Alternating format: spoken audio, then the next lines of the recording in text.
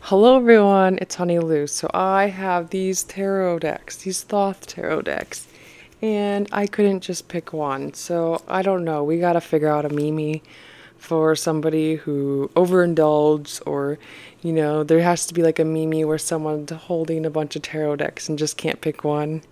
That's me. That's totally me. I can't be tamed. I swear. But anyways, so this is my standout decks of 2023, and we're just gonna get started. So this is my Thoth tarot deck. I've counted the decks that I've worked with that were just Thoth, and I worked with eight decks total. And then I had some few other ones, but these are I had 8 main ones, and I decided to narrow it down a little bit just because I felt kind of weird and stupid, but this is just me. This is me being authentic. This is me being real. So this is how we're going to do it. So this is my first Thoth baby right here. This is very green. I love it so much. It is so beautiful. So when I wake up every morning, this is the deck that I usually like to wake up to. I like to meditate. I like to shuffle this deck and work with this deck. I like to pull cards. And then I like to reflect on those cards. But it takes me like an hour to finally get a reading done because I just like to chill. I like to make coffee. I like to smoke a cigarette. And then I wait for the coffee to get done. But at that time, I'm just sitting there shuffling, kind of getting my brain clear. And the morning is my favorite part of the day. I enjoy my morning so much. But anyway, so yeah, I like to just use this deck as to process my emotions. I like to kind of get more insight on a situation, or kind of see what's coming up. What do I need to be aware of? But if I plan to do kind of any kind of reading, or wanting to work on some kind of shadow work or inner child work, or just something different, this would be the deck that I would pick up for anything. It's very versatile for me. Also, it has like this very Art Nouveau, Art Deco kind of style for it, to it, but it's like that, but it's like, you know how they have like these kind of color themes, color palette.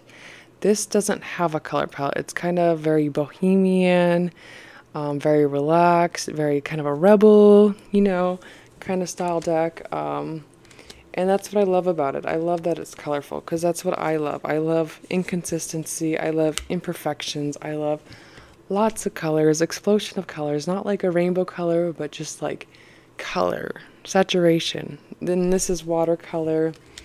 I think it's a very beautiful watercolor deck as well, because it doesn't really look like a watercolor deck. Also, the heart chakra is associated with the color green. You got these green borders. Green is love, and that's what the Thoth deck is all about.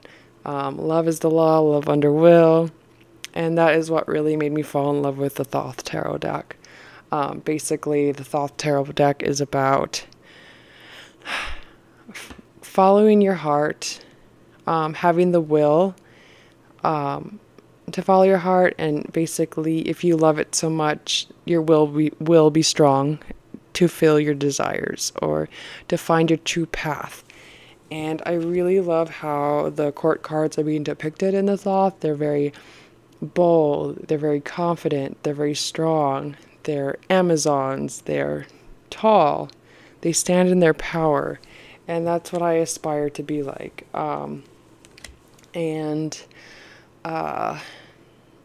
I don't know, there's just so much to learn. You don't have to be a master at this deck, you just need to start. And everybody got to start somewhere, right? And that's totally how I went with this deck. I just was really relaxed about it. I've always thought the art was really pretty, and then I like the size. The size fits really good in my hands. So that is the Thoth. I really like what it's all about. I like that it's talking about completing your great work, or completing great work.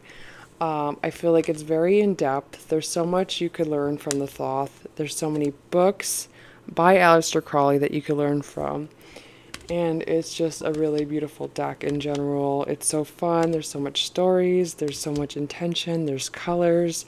There's planets. There's Hebrews. There's just a bunch of symbols. And I finally feel like I'm finally past the hump, like just going down the hump. I'm over the hump and I'm going down of where I am kind of learning about the symbolism, kind of memorizing the symbolism, understanding the symbolism. I guess it's kind of me just kind of memorizing it, but overall, yeah, I feel very confident where I'm at with this deck. And then that was my first baby. And then this is a deck that was a backup for this one. I've been searching for a backup for this deck, and I think this was one of my favorite, probably number one favorite purchase of 2023 was finding a backup for this deck right here. I had a hard time finding it, but I finally found it. Every time I made tarot get list or tarot wish list, it would always be, this would be number one. Thoth Tarot backup greenie, and that's just how I would rename it because it's a mystery deck for me. But this one is really beautiful. It's actually very different compared to this one. They are the same but different. So this one has like more of a blue hue. There's some lighter borders, and there's just like this inconsistency of color, and I think it's beautiful and gorgeous. So I really like that, and this was supposed to be my backup, but I really wanted to work with it, so I've been working with it all month, and I'm just getting to know it. I'm loving getting to know it, and it's just really pretty to see a different hue on this deck, a different hue on the artwork, a different filter on this artwork, and it's very sharp and crisp, and yeah, I couldn't keep it in the closet. I had to bring it out. It's so beautiful. So yeah, this is my newest deck. And you see there's like that blue undertone. There's that blue right there. It's like that blue green. I think it's really beautiful. I love that. One of my favorite cards. This one's gorgeous too.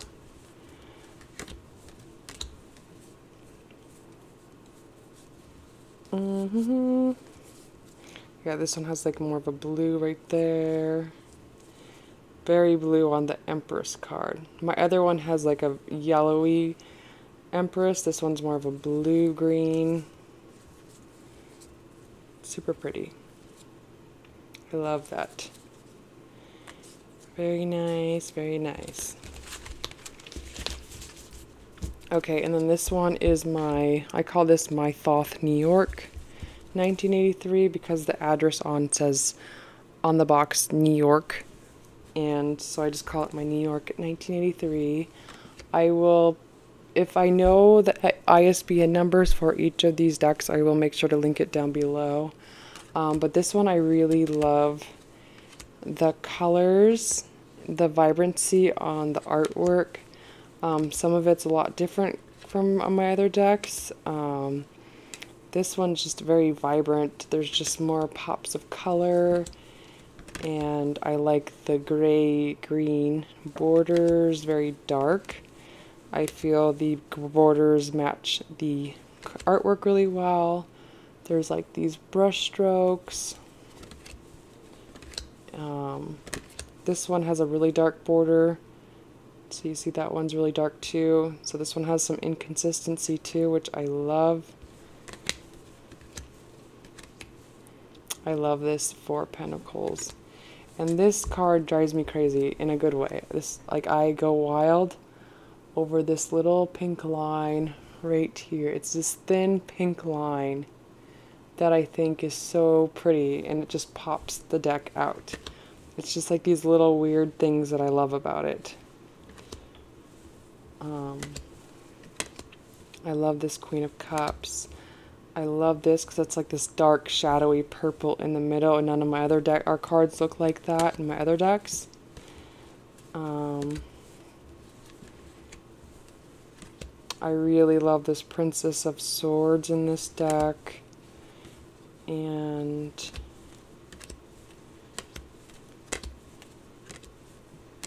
this one has like this little pink line right there as well. I don't know if you're going to be able to see it, but it's just like this small little line that really makes the deck pop, or that card pop. It's like, yeah, I'm just really nerdy about even the littlest details.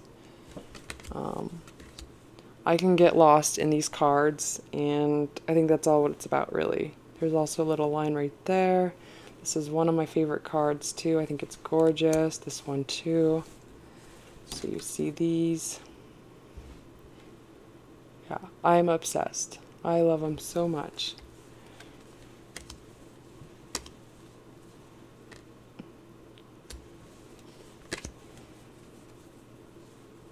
Okay, I think that's all on this one. Yeah, okay. Next one is this one. So this is my altar deck. I like to place this on my altar. I feel like this deck is not really a workhorse deck for me, but usually when I work with one of these decks, in the morning, in the afternoon, I'll pick a few cards from here, shuffle the deck, and then I'll place it on my altar, and then I'll reflect, look at them, kind of just practice different ways how to interpret the card, because I'm still kind of in that learning phase of still trying to perfect the way I read. I love this Queen of Cups so much. I like how raw, how imperfect it looks. It looks like a painting. It's just very dark and gorgeous.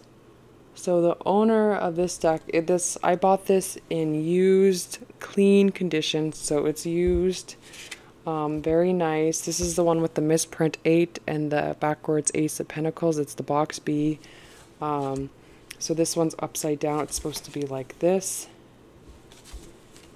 I like how this has like that camera flash. I like the neon orange in this deck.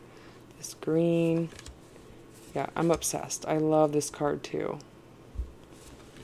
One of my favorite cards in this deck too. So you see how pretty that is?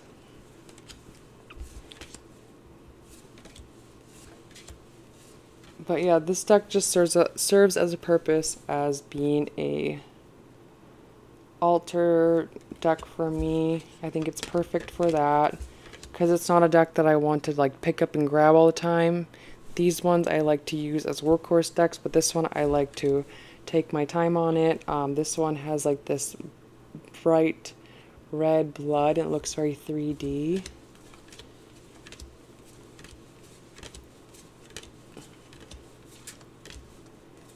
See, there's no 8 right there. There's candle wax all over, like little splashes on this deck, and I actually kind of like it like that. It feels well loved. I don't know, well used, and it got passed down to me. So yeah, that's my box B. I love it. And then my misprint right here. I got this on eBay. I love this deck so much.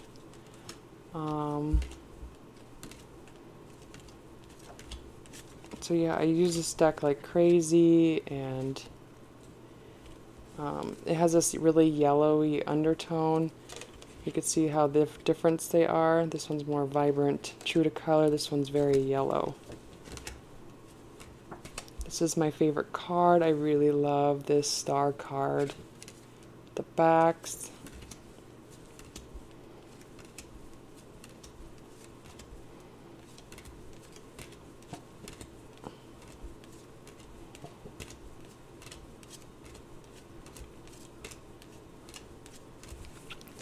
Okay, so that's that, and we'll move on.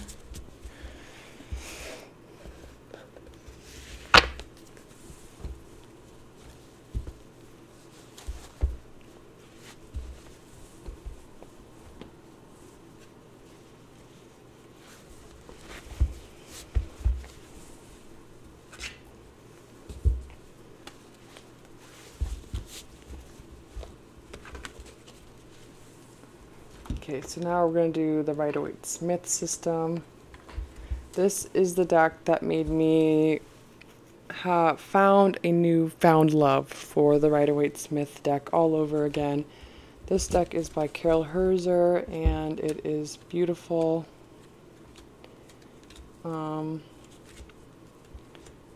So I started out with the Rider-Waite-Smith deck, and I think it's a perfect deck to lay down the foundation of learning tarot. It shows the keywords, it has a really nice structure, it's a very popular system, and it's a really good reader too. But after I kind of used that deck, after I got into the Thoth, I never really picked up the Rider-Waite-Smith again. But this made me want to go back and explore the Rider-Waite-Smith all over again. I read the Pictorial Key to the Tarot, and I loved reading it. I think it's cool to read the actual books of the original creators. You could tell that it's very dry, but it was very informative. And you could see and sense that there was a lot of secrecy in that book. So it was kind of a dull read, but it was a quick read. So that's the studying I did this year for the Rider-Waite-Smith. And then I loved this deck so much that I had to get another Carol Herzer deck. This one is so pretty. Mix it up a little bit.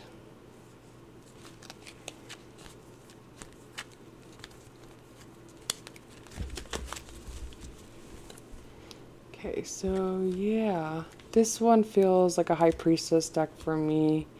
It's called the Snow Starlight, and I feel like it really depicts a snowy starlight kind of feel to it. It feels very mysterious. I like how soft this deck is and angelic. It feels very peaceful and intuitive. But yeah, it's just a really special version of the Rider-Waite-Smith, and that's basically kind of what Carol Herzer's intention was to recreate the Rider-Waite-Smith deck, but with there's just more technology in the world now, in the modern world, and kind of doing things that the decks, you know, what you couldn't do back then, but you could do now. And so I think she captured what she was trying to do for this deck.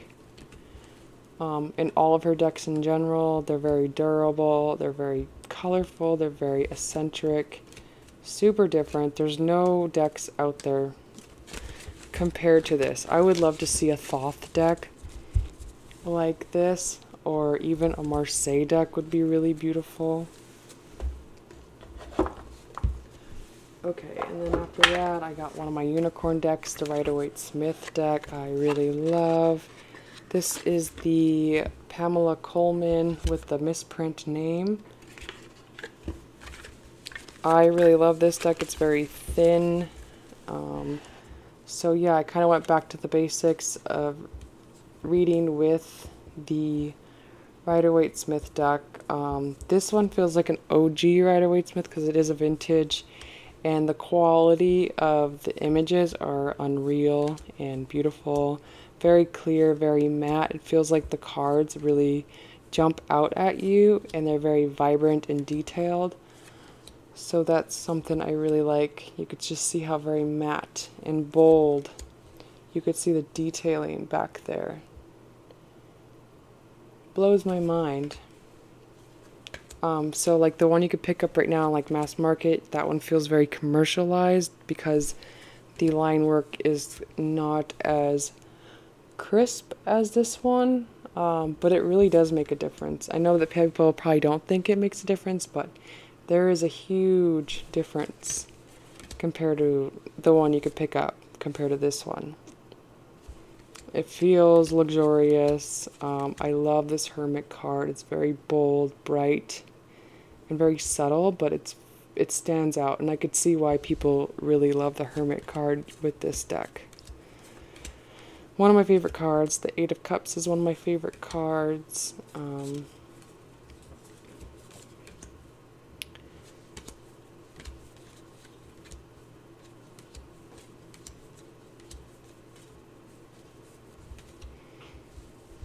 The Fool is one of my favorite. I really like the matte mustard yellow. But what I like to use a Rider-Waite Smith deck is for basic readings. I like to do larger spreads. I like to do situation, relationship readings with this deck. It's good for, yeah, larger spreads. Look at all the detailing. But yeah, it's just all around a really good system. And there's nothing wrong with it. It's just preference. And I like to, there's things that I use from this deck and there's things I use from the Thoth deck.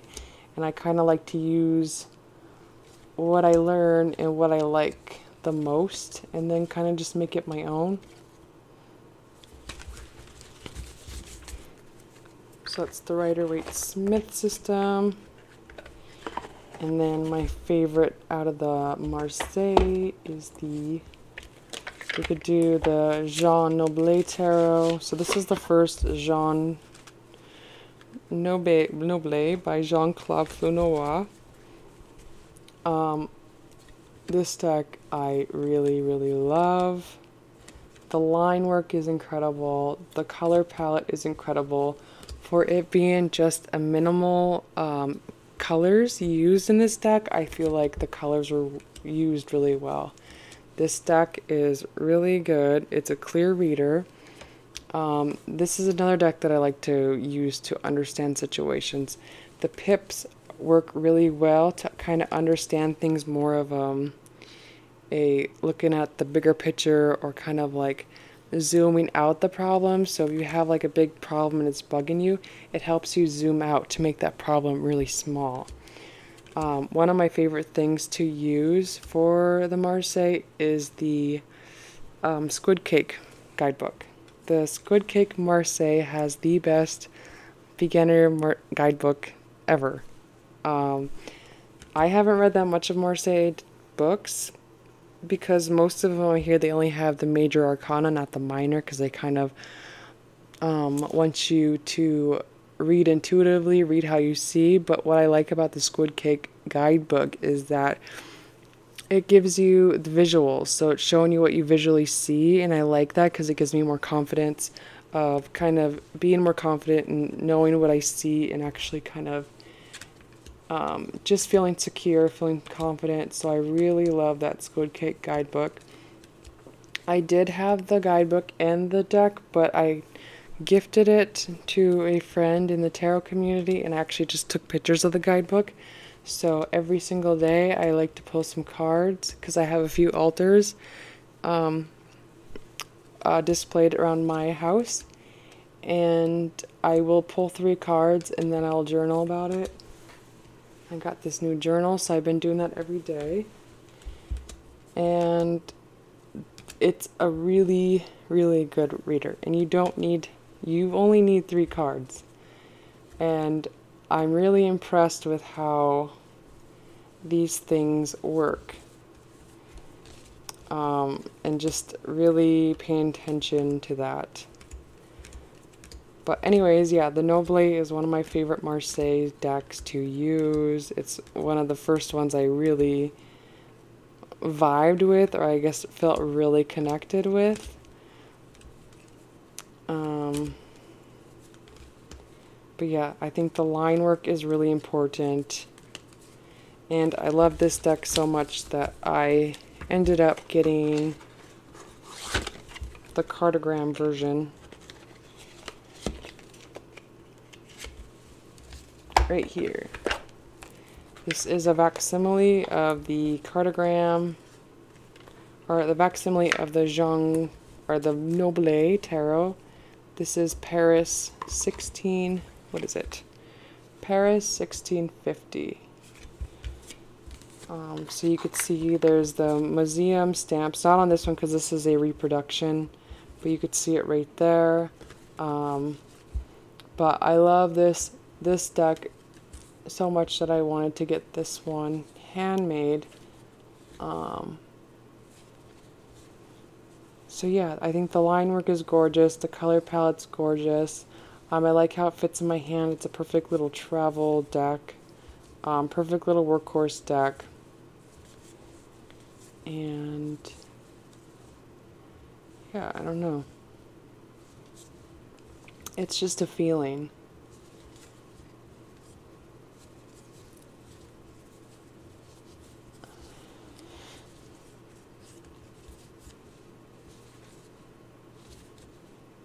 I love this Hierophant card and this tower.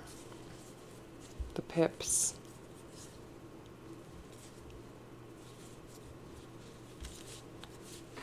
Definitely one of the prettiest Marseille decks. And it's the oldest known Marseille. Okay, so one of them that I've been really enjoying this month is the Jean Dodal by Jean-Claude Flornoy. This one's getting dirty. I love it. It's kind of weird because when you dirty up and dishevel a deck, it's kind of like a honor in a way. Like you feel good because you worked hard to work with it. It's showing that you are working with it and you love it. But if I had to recommend a first beginner Marseille deck, it would be this one right here by Jean-Claude Flornoy. And the reason why is because his line work is really good. It's very large. The cardstock is very soft. And you can really see what's being depicted. It's not too small and it's not too big either. This is one of my favorite cards. But this is the one I've been using the most this month. And I've been having fun. Really just kind of using my intuition. And I've been having like crazy synchronicities with this deck as well. Like I've pulled out 2, and it was the 2 of Pentacles, 2 of Wands, and the 2 of Swords. And then the next day I pulled out the 2 of Pentacles, 2 of Wands, and 2 of Swords in my Thoth deck. And I thought that was really crazy. And I remembered it, so. And then I pulled out 8, and then I pulled out 5. And, but yeah, no, this deck just makes me smile. It makes me happy. It has really good energy. It's a really good reader. And yeah, the Tarot de Marseille is a really strong structure and system. I think it's actually probably one of my favorite tarot systems of all times. The Thoth and the Marseille probably go hand in hand. This is just very free-flowing. It doesn't look like a whole lot, but it's a whole lot. It's something. It's definitely really good. I love the lettering on there. One of my favorite cards. I really love the pages in this deck too. And when I'm shuffling cards, I'm always hoping that I get a pips, because I like to read the pips. The pips are fun, because the courts are alright, you know, but I just like to get the pips and really just focus on what's going on, because you see the X's right here, you see there's more wands, there's no flowers hardly growing on the sides, but you see the blooming right there. But it's just a fun read.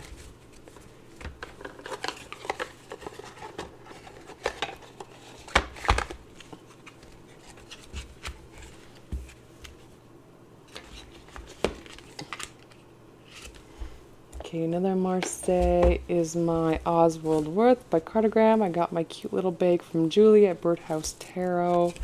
And then you see my cute, beautiful Kartograme deck. This is my first Kartograme deck. This is a majors only. It's gilded. You could see mine is well used, well loved. I use this deck every day as well. This has a little special spot in my altar, and I pull 3 cards, and I actually pull 6 cards sometimes.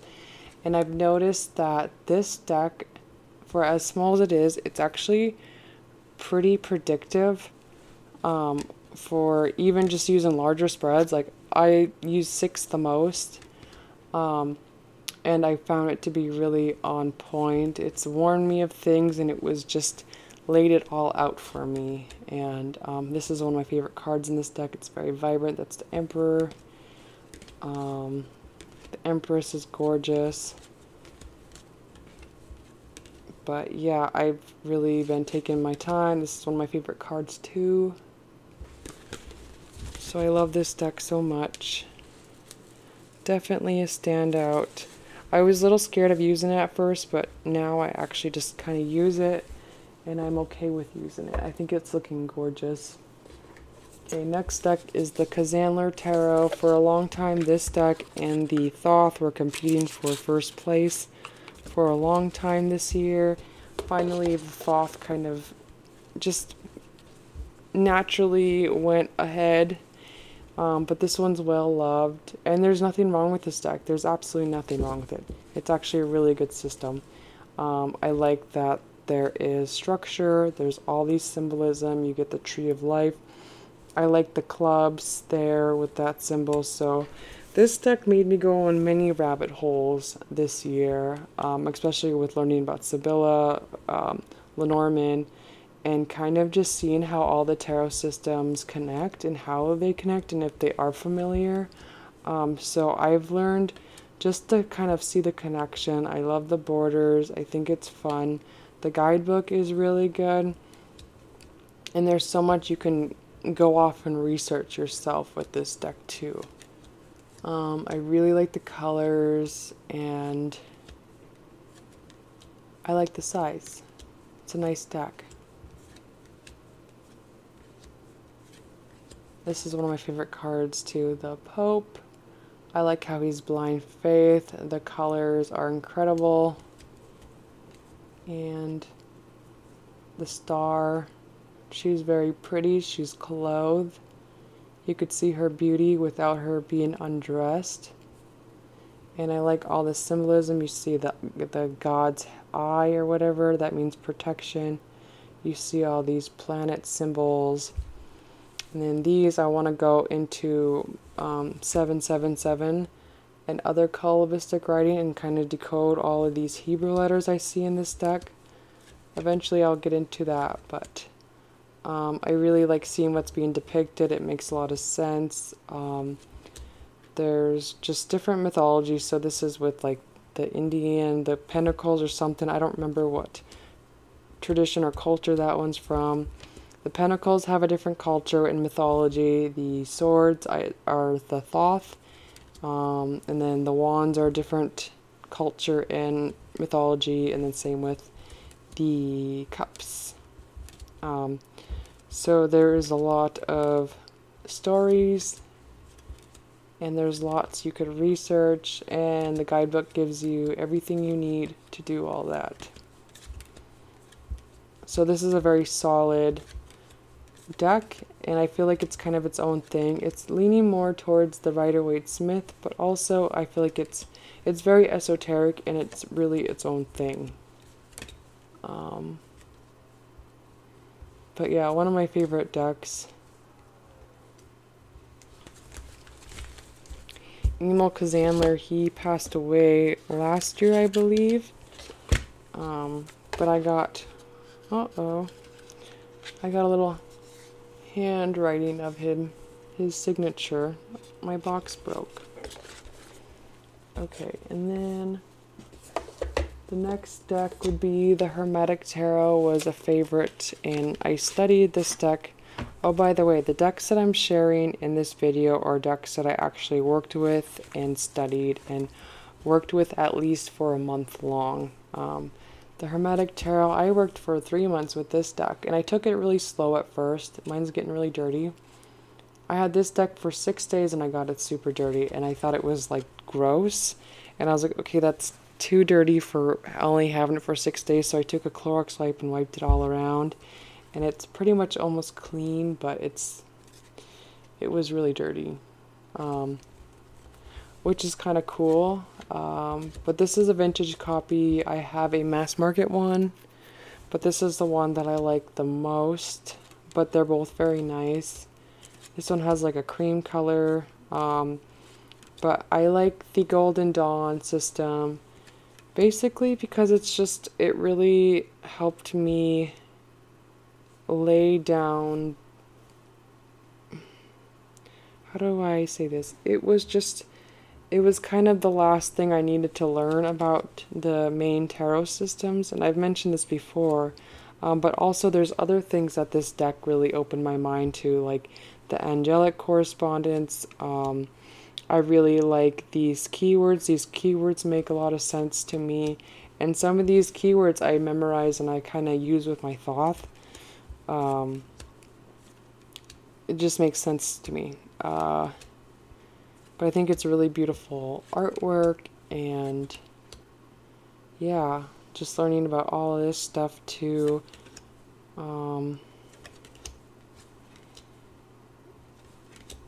So yeah, it just made sense. The quartz, I had learned about the quartz and the structure on the quartz and how the elements go and the different Hebrew letters and what are different from each Hebrew, or what's changed from this deck to the Thoth deck and what's changed to the Rider-Waite-Smith deck, and what are the difference. I love this front page. I like this back. It has a perfect circle. The mass market one doesn't. It has like an oval shape.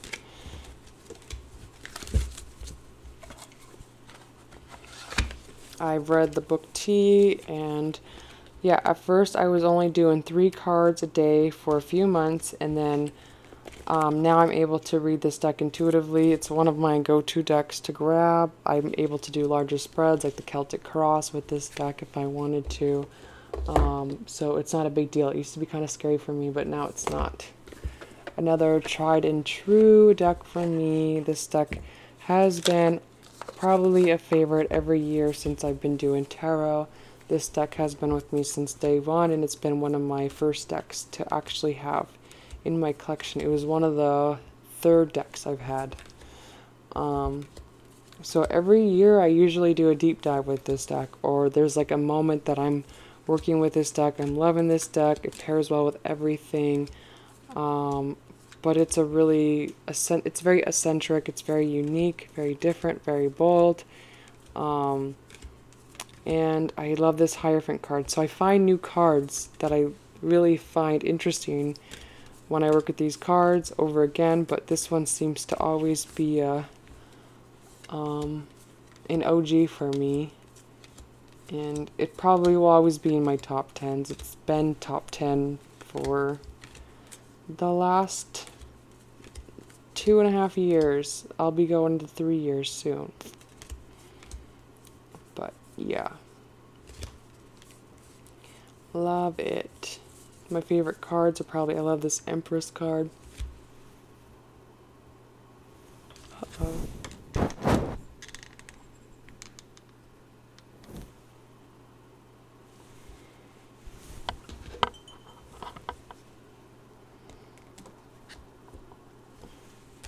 My battery's gonna die. Uh-oh. So I just put on charger. Hopefully, I don't know if it broke up or what, but anyways, I wanted to share some of my favorite cards. I'm sure they're on the back. I love this Death card. It used to scare the crap out of me when I first saw it, but I really love it now. The Temperance is the first time I've ever seen the alchemization of the water and the fire blending, and that's when I really kind of got on to what the Temperance really meant. I didn't really know what alchemy meant, and then this was a really nice way for me to understand what the alchemy was meaning and the blending of 2 elements together. This I almost considered getting a tattoo, like most basic people that love Kim Krans' Wild Unknown deck. It's so pretty and so vibrant and so like realistic. Blows my mind. So yeah, the Wild Unknown special deck. I love it. Another deck I want to mention because I spent a lot of time with this deck, and this is the Crow's Magic by Londa Marks. I've worked with this deck for 3 months, I think, and I still pull it out occasionally. It's a really good deck. It's a really good structure. It's very eccentric as well, very unique, and very dark. I think it's a clear reader. It's very straight to the point. I find it to be a really good tarot oracle, if that makes sense, and I've learned a lot with the, like, her keywords helped me a lot. I've learned a lot about the keywords. I've learned a lot about zodiac signs. This is astrology based. And I like the keywords, I guess. And I liked her interpretations of each card. They're very different. Some of them are different. One of them that was very memorable for me was the Hanged Man. I like how one of her keywords associated for that card was voluntarily sacrificing something. Like, you're already sacrificing something and you're voluntarily already putting yourself to do the work or to surrender. And usually some decks will talk about, you know, you're not making progress yet, you still need to surrender.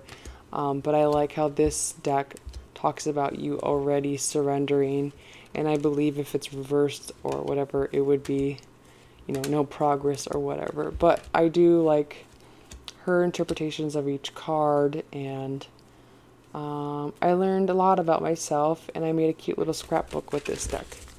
So this was a really good deck. I would consider this deck its own tarot system, but it follows the Rider-Waite-Smith deck. And then the Voyager Tarot was a really special deck for me.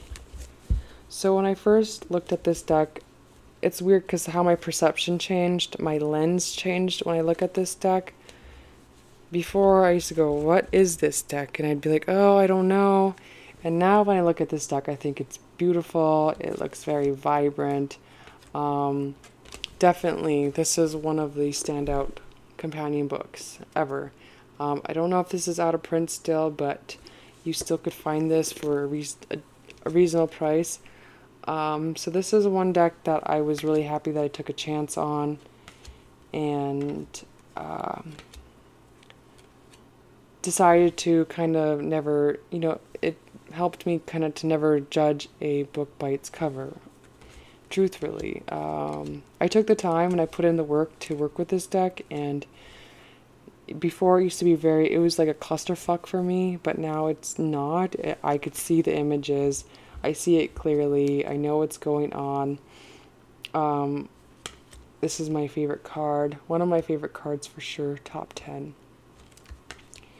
And one thing that was really memorable for me was the...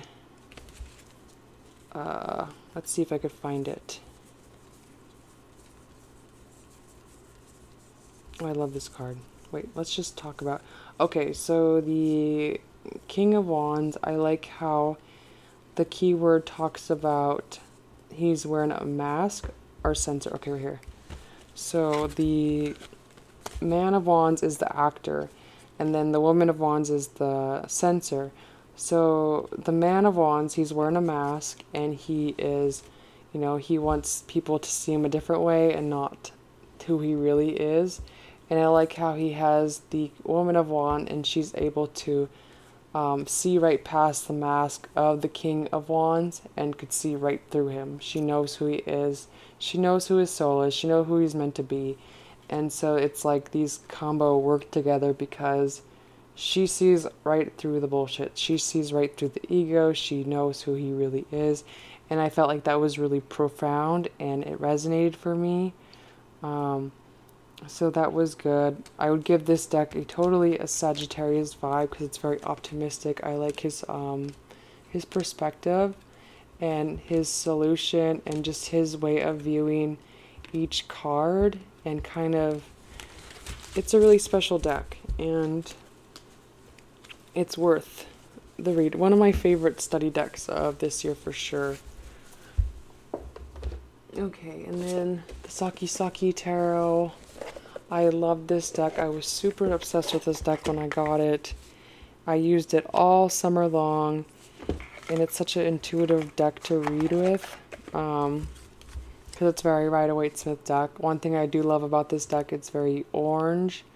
The main color, primary color is orange. Orange is my favorite color. I like the black core layer this deck has, and it's just very papery, but it's like this really nice papery deck. So this is my backup copy I had, and I edged my first one, and then the edging kept coming off, so I ruined that deck. And I think what turned me off with using this deck is because I edged my one that I loved and I used so much that I was wearing it out. And then having to stop to use that one and having to use this one now because I ruined it. And I was like, oh man, I spent so much time with the other one. I was really proud of myself. You know, I always feel proud of myself when I really use a deck and kind of, you know, it's mine. I put in that work. I own it now. You know, it's like molded into my hands. It's mine. You know, and then so when I did that, I was like, oh fuck. Okay, so now I need to remold it, and I just haven't had the time to want to work with this deck anymore, and because I'm still kind of bummed out that I ruined my other one. But anyways, other than that, this deck is a really good reader. It's really fun. It's very carefree. It's very creative, and it really inspires me to want to create things and just to, I don't know, it's genius. It's perfect. Wasn't a big fan of these backs because I thought they were kind of plain. I liked the first edition's backs. These ones are just kind of not matching. I like the neon. I like the bright oranges. Another deck I want to mention is the Adapt Tarot. This I just got this month, or around this month, yeah, and I'm obsessed with this deck. I'm inspired by this deck.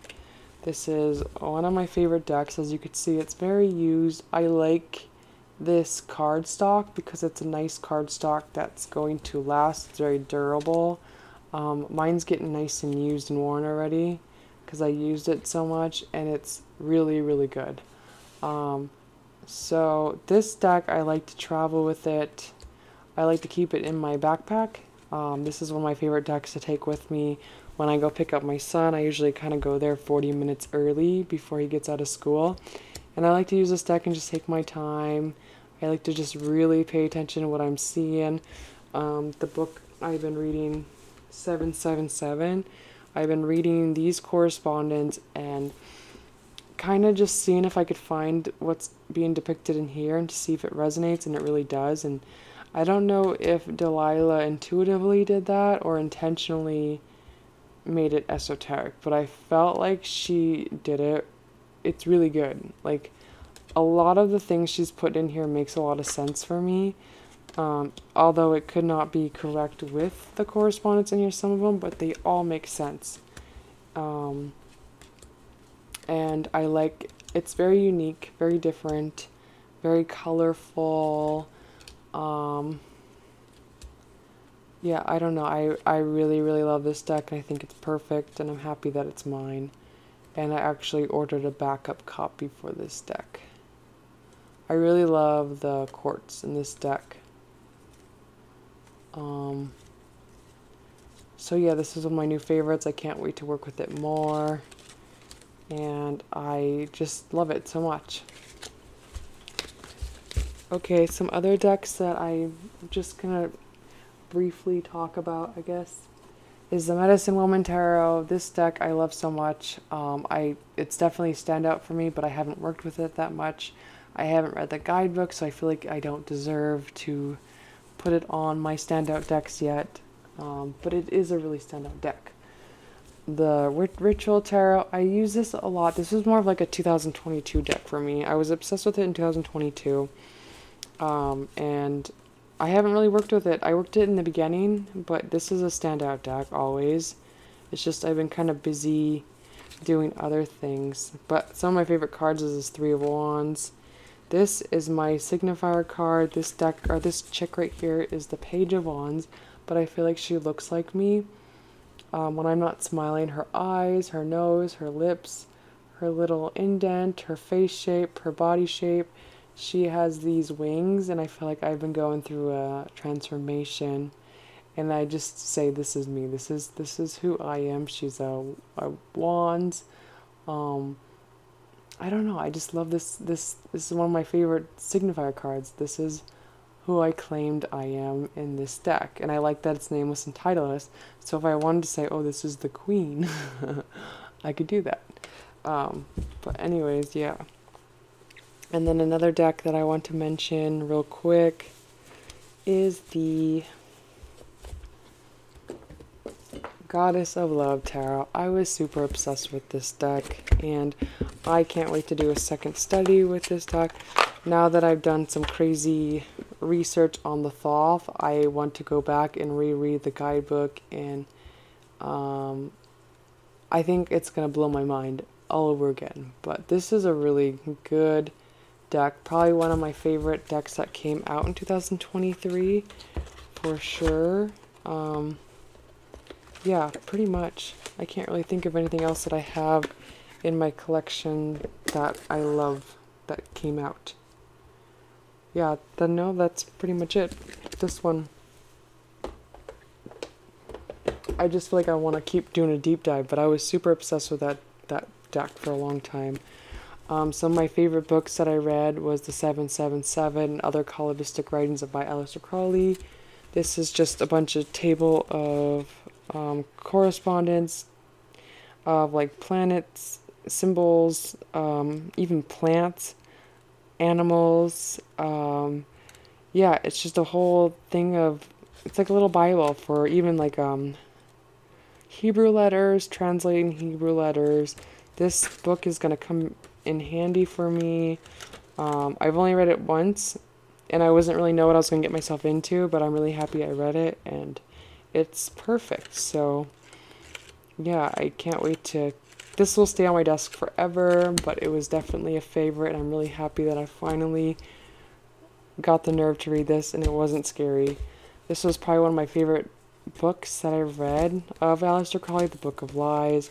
It's poems. What I love about this is that it's poems, and then there's like a complimentary of what, okay, so he writes the poem, and I like to really kind of come up with my brain of what I think this poem is talking about, and then I'll go over to here on the complimentary, and then I'll see what it actually meant, and then I'll kind of see if I was right or wrong, if I was close. And for the most part, I'm starting to really understand all of this language. So yeah, this is a really good book. This I got for my birthday, and I was really happy. It's only 50 pages long. It's the Book of Law. So this is like a translated version right here. And then later it asks you to burn this book, but I won't do it. It says, "Do what thou wilt shall be the whole of the law. The study of this book is forbidden. It is wise to destroy this copy after the first reading." I don't think I'm going to do that. And then it says that you should read the handwritten, or read the actual copy from the Beast. And so here is Little Sunshine's actual writing. So I thought that was really cute, a little quick read. I love it so much. This book was a standout for me too. If you are interested in learning about the Thoth, Hermetic Tarot, or the Rider-Waite-Smith, or just kind of seeing how they all work together, and with the Tree of Life, this is a really good book. This is basically based on the Tabula Mundine and the Thoth, but this will give you some good information about the Hermetic Tarot and the Rider-Waite-Smith as well. And it's a fun read. It's a really fun book. And then the Book of Thoth, I read this twice this year, and I love it. The Way of a Great Oracle was really good. And yeah, I think the next ones will be the oracles. But that is it. That's my standout decks of 2023. I am going to actually make a video of, since I mentioned that my main goal was deck collecting, and that was one of my main focuses, I'm going to do a video of just kind of doing a little show and tell of all of the outer print decks that I accumulated this year. Because, yeah, just to share that and do a little recap on that, and then that's it. So I think I'm going to play with my Adapt Tarot, and you guys have a good night. Okay, bye.